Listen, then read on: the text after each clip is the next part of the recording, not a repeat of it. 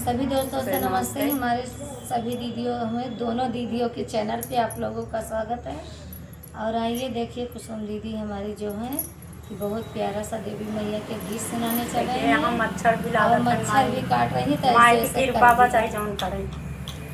और आइए बहुत प्यारा सा गीत सुनाने चल रही हूँ, देवी माई के गीत अच्छे लगे कमेंट बॉक्स में ज़रूर बताना दोस्तों कि गीत कैसे लगे। आइए गीत सुनाती हूँ।